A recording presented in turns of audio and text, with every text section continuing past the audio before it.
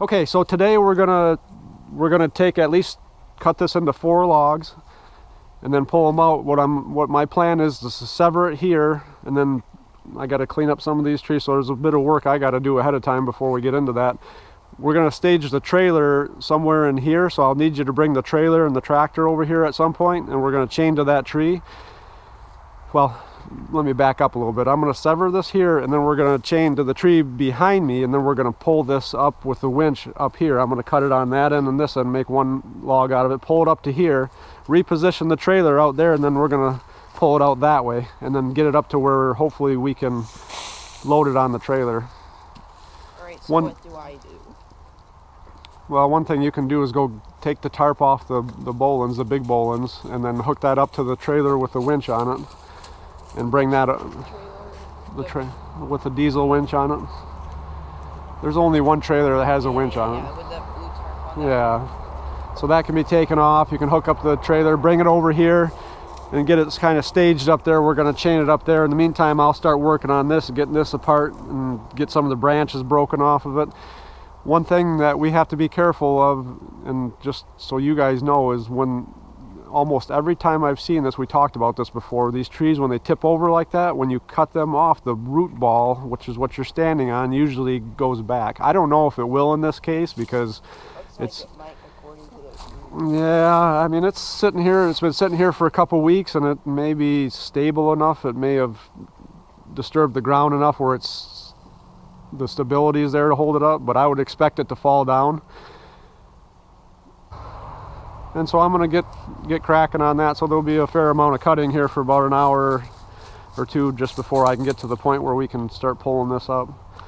But if you could go get the tractor and trailer and stage it such that the trailer is kind of lined up right here, so I can pull this, because what I'm going to do is cut this off right here and then cut it on that and cut the branches off, and I got to get these trees out of the way, and then we're going to hook to here with either the tongs or a chain, and then we're going to pull it up with the winch, because I don't think we have anything else that can pull it up to here. And then you're going to reposition the trailer onto like that, I think that's a pine tree or something, so you're going to have to drive over that stuff. I might have to cut some of that out of there, and then get the trailer staged there, and then we're going to snake it up onto this hill here so that we got better access to it. All right, let's talk about our tools we're using today. On the right we have a Pro Mac 1000, early 80s I believe, 100cc, low speed, decent torque. Nothing like a new saw, but does the job, especially for a person like myself. It's very, very occasional and rare use. On the left is kind of my go-to saw, which may be getting replaced because I just can't seem to get it to idle good, and I haven't really played around with the jets to get it there. But the 266 Husky seems to be running pretty good, and that may be my next one, but I'm using it for now because I had some old gas in it and we'll use it up for this job.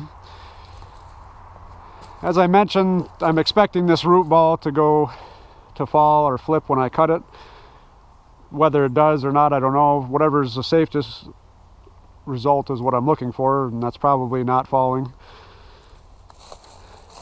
In order to get 4 8-foot logs out of here, I had to start back here. I wanted to get out of that butt of the tree as much as I could, but I'm going to have to go back here just to get the 4 8-foot logs I have. And my plan is to do a plunge cut in here with a Pro Mac 1000, and then finish the cut with the 1010S. Unfortunately, I'm going to get into the dirt a little bit with the chain, but I just don't know of a way around that. And then from there, we'll cut off the other end and then move this log into a better position.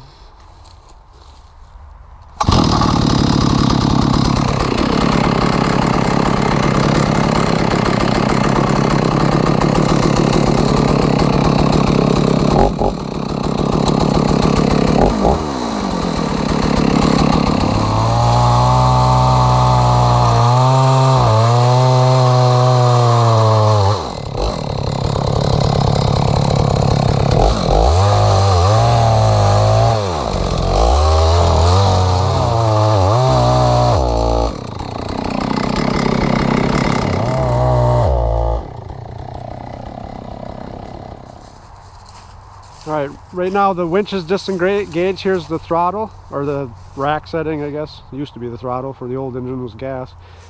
To the left is faster, to the right is off.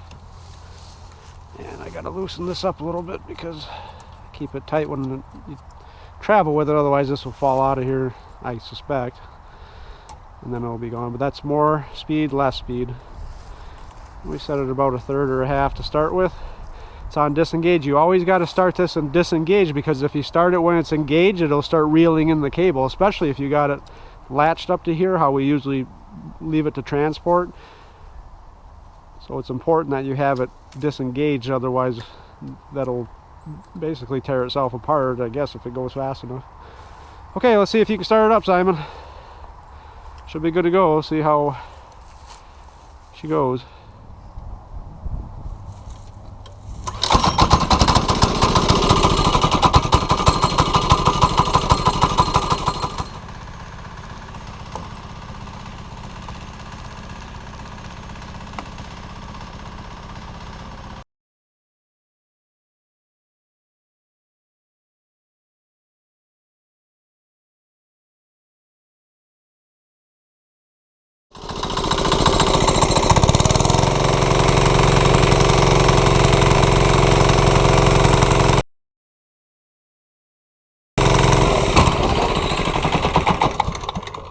Uh-oh. I think we got it where we wanted it, and then now something let go here. Yeah, I think it just, the cable clamps came off. So can you get that eye out of there? Take that, that's a cable eye, take that out of there and we'll hook it back up again. Yes, sir. Which one, this is a cable clamp, which one do you think is the saddle? Yep, that's the saddle. They say never saddle a dead horse. There's two parts to this line. There's this part and then there's the end. We're going to call those two different parts. Which one do you think is the dead part? Yeah, that's the dead side. So never saddle a dead horse. So what does that mean? That means you don't put the saddle on the dead part of the line. You put it on the live part of the line. That's it. Never saddle a dead horse. Ooh. Now, unfortunately, I need more than the amount of hands that I have, and this cable's not being, or the wire rope's not being, this is called wire rope. Some people call it cable. I'm some people sometimes. It's wire rope. Got by our setback with the wire rope clamps coming off. We're using a couple pieces of wood as chocks. Our next step is to pull this out in that direction and hopefully be able to get most of this log up there so we can handle it a little bit better and get it loaded onto the trailer.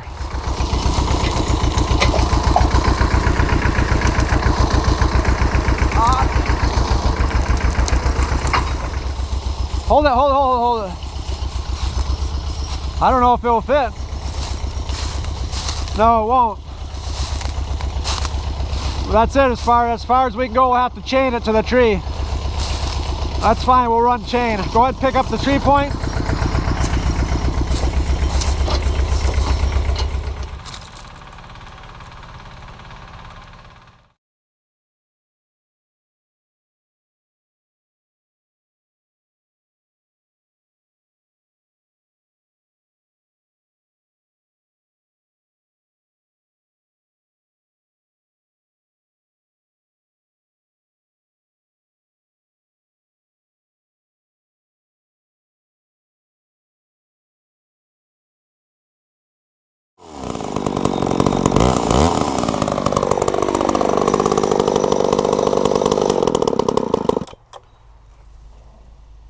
Well, it's a little chillier today than I was planning on. We had some pretty good weather and pushing 50 and 65 2 days ago, and now we're down to 27. And we have to bring out the loader for this job for getting that oak loaded. A little history on this one. I picked it up for about 2,700 bucks, which I found out was probably way too much. It came with the solid rubber tires, and that's pretty much all I knew about it at the time. The guy that was selling it said it had a Perkins diesel in it. It is a diesel, but upon further investigation, it's a, I believe a 2198cc Toyota of all things. So, little symbol on the side behind the alternator there says for Toyota. In fact, it took me a little while to track down what that was. And I believe they put these in little mini trucks that were imported over here potentially, or maybe not, I don't know. But I would say that this engine is definitely not sized correctly for this loader. It seems to be set up for more for high RPM.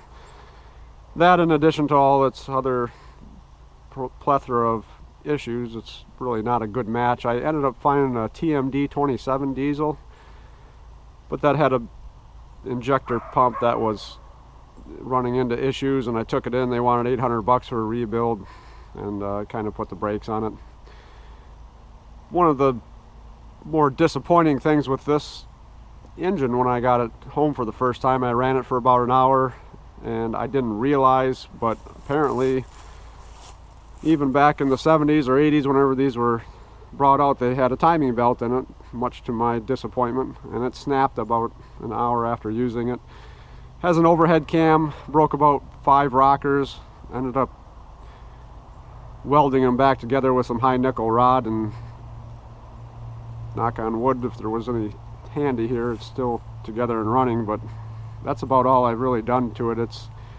It's in pretty rough shape, and I'm amazed that it actually starts. Smokes worse than a steam engine, underpowered, but it does move and operate, and that's really all I'm looking for. So not much else is done. It has a leak on the hydraulic cylinder that looks like it's a big job to repair. Looks like the axles may have been changed, or at least one of them, because this one's got a different hub on it than this one. Don't ask me what happened there. I don't think it came from the factory that way, but maybe it did. Other than that, that's all I know. I've had to put an alternator on it. Haven't changed the oil yet. It's blacker than the water coming out of a coal mine in Pennsylvania. Starter had some issues. Had to clean up the contacts. Looks like it has a diaphragm on the pump for possibly being set up for turbocharging, but haven't gone down that road, although that might be a good option to get some more power up to where it needs to be. But there's just barely enough power to get this thing to move and operate the hydraulics. But for me, it falls under the category, if it ain't broke, don't fix it. Although definition of broke is very loosely used here. We'll go ahead and see if we can get her to fire at these temperatures. Oddly enough, as bad as it runs, it actually does seem to start in colder weather, or at least it has been. And I did put a newer battery in it as of a couple of years ago, or a new battery in it.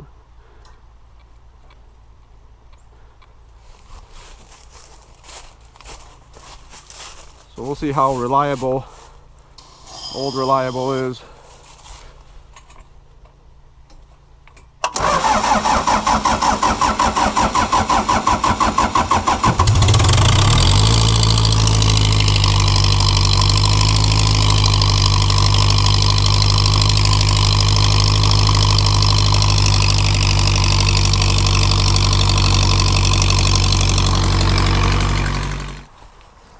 Now the question is can the loader pick this up?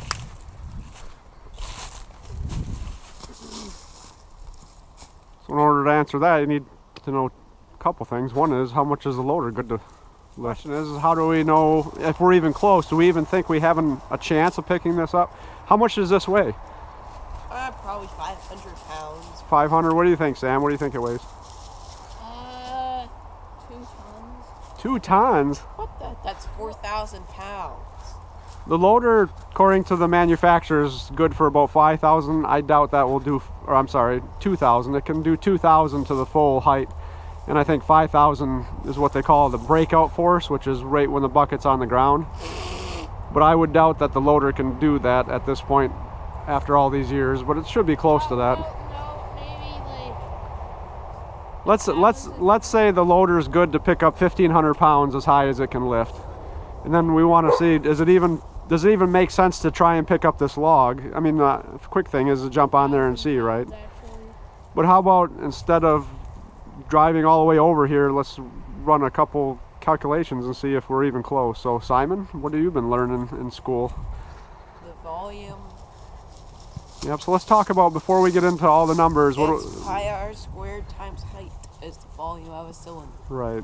But then how much would it weigh? What would you need to know? Once you figure out the volume, then what do you need to know? Yeah. So you need to know what's called the density of the material, or the wood in this case. Yeah.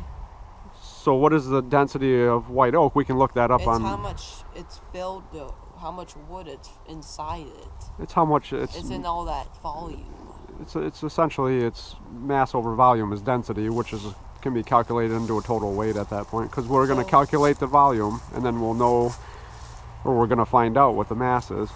All right, let's But figure it out. before we run the numbers on it, what value are we going to use for the density of white oak? We can look that up on Google and it can tell us.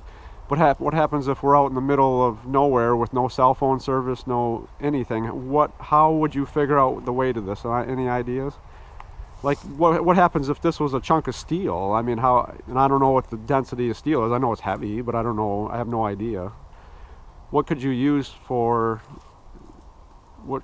to equate it to? I don't know.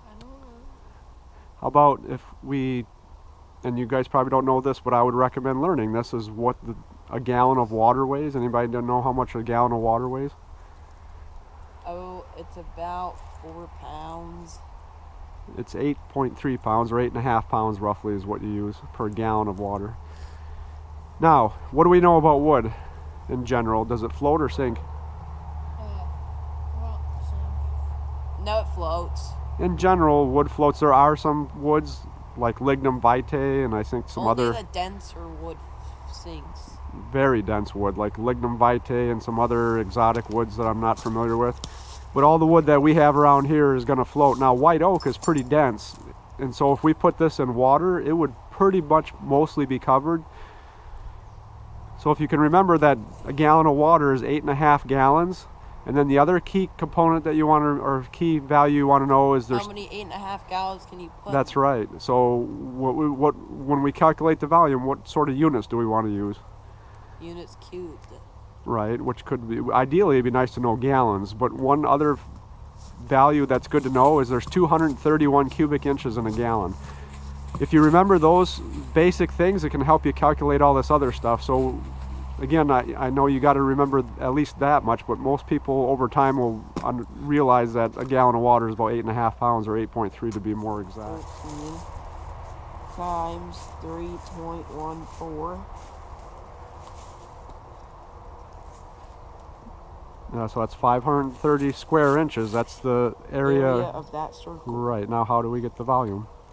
Times height, but the height is what did I tell you?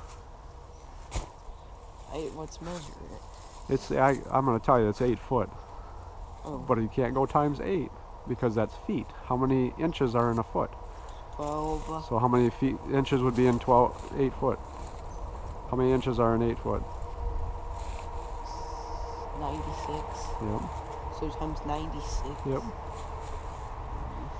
So that's how many cubic inches, and I'm telling you that in a gallon of water, that's equal to 231 cubic inches.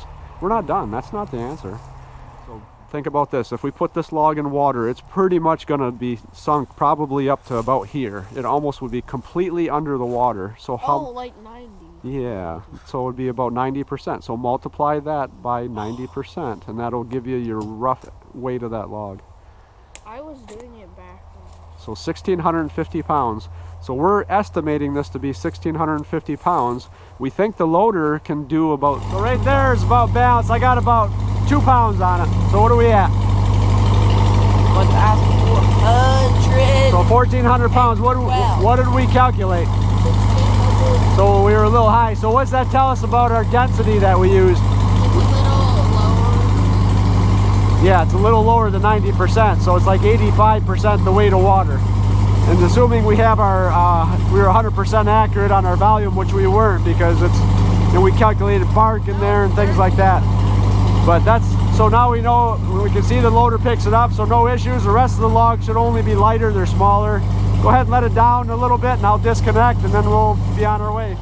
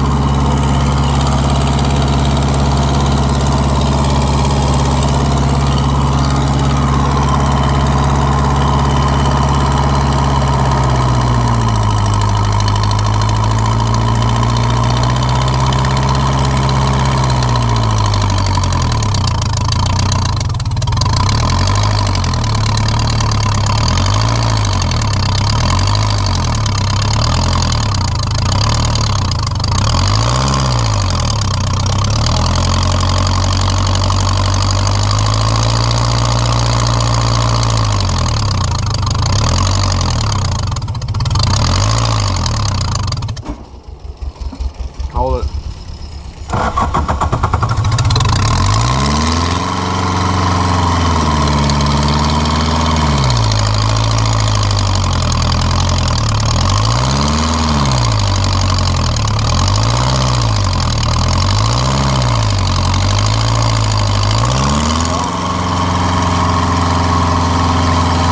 Gotta get out of these ruts here.